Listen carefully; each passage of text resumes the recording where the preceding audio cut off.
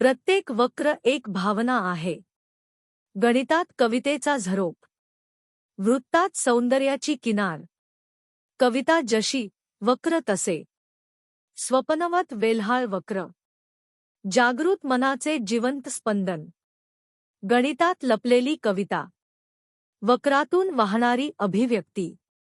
गणितात डुलणारे भाव, छंद वक्रांचा, स्पर्श शब्दांचा.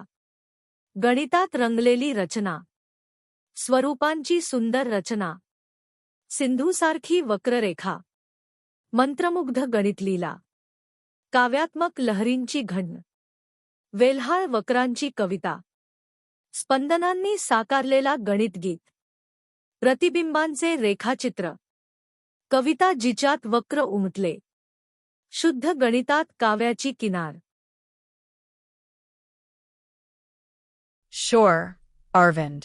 Here's a simple explanation of how poetry, math, and coding work together to create meaningful art. Math provides structure through equations and patterns. Coding brings math to life with visuals and animation. Poetry adds emotional meaning and narrative to the visuals. A math equation, creates symmetrical beauty. Code turns it into dynamic art using loops, colors, and timing. Poetry helps explain what the shapes feel like, not just what they are. Together they turn numbers into stories and visuals. Math gives rules, code gives form, poetry gives soul. This combo makes learning and visuals more engaging and memorable. It's a powerful way to communicate ideas through creativity and logic. Let me know if you'd like to include this in a visual frame or teaching slide. हे बघ अरविंद, तू दिलेला साधा अर्थ मराठीत असा होतो. गणित रचना आणि पद्धती देते. कोडिंग त्या रचनेला प्रत्यक्ष कृतीमध्ये आणते. कविता दृश्यांना भावना आणि अर्थ देते. आरसिन लेफ्ट, फ्रॅक, अ, बी, थीटा राईट हे समीकरण सौंदर्यपूर्ण आकृती निर्माण करतं.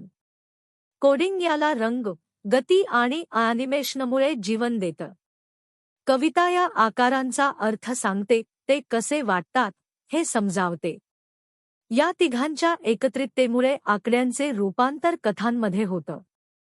गणित नियम देतं, कोड रूप देतं, आणि कविता आत्मा देते. या संगमामुळे शिकणं अधिक अर्थपूर्ण आणि लक्षवेधी होतं.